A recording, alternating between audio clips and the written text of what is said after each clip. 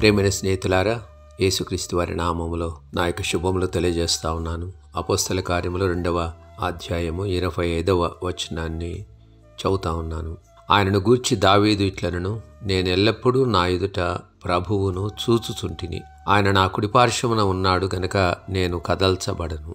కావున నా హృదయం ఉల్లసించెను, నా నాలుక ఆనందించెను, మరియు నా శరీరము కూడా నిరీక్షణ కలిగి నిలకడగా ఉండును.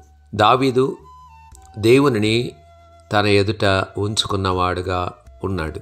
వాస్తవానికి మీరు కీర్తన గ్రంథం 16వ అధ్యాయంలో చదివినప్పుడు, I have kept the lord always before me, దేవునిని నా ఎదుట ఎల్లప్పుడూ ఉంచుకున్నాను, సదాకాలము యెహోవా యందు నా గురిని నిలుపుచున్నాను అన్నట్టుగా ఈ మాటలు మనకు చెప్పబడుతూ ఉన్నాయి. ఆయన నా కుడిపార్శ్వమున ఉన్నాడు అన్న మాటను కూడా దావీదు మాట్లాడుతూ ఉన్నాడు. అంటే దేవునిని తన కుడిపార్శ్వమున ఆయన ఉన్నట్టుగా చూడగలిగిన పరిస్థితి, అనగా దేవుడే తన పక్షాన ఉండి తనకు కుడిభుజముగా ఉండి తన వెన్ను తట్టి నడిపించేటువంటి దేవుడుగా ఆయన ఉన్నాడన్న వాస్తవాన్ని దావీదు మాట్లాడుతూ ఉన్నాడు. కాబట్టి ఆయన కదల్చబడను అన్న మాట వాడుతూ ఉన్నాడు.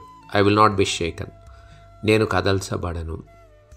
మనం ఒక నిలకడ అయినటువంటి స్థిరమైనటువంటి జీవితాన్ని జీవించడానికి దేవుని యొక్క అవసరతను గురించి ఇది మనతో మాట్లాడుతుంది. దేవుడు మనతో ఉండవలసిన అవసరత, మన పక్షంగా ఉండవలసిన అవసరత, మన కుడిపార్శ్వమున ఉండవలసిన అవసరత, ఇది మనకు తెలియజేస్తూ ఉంది.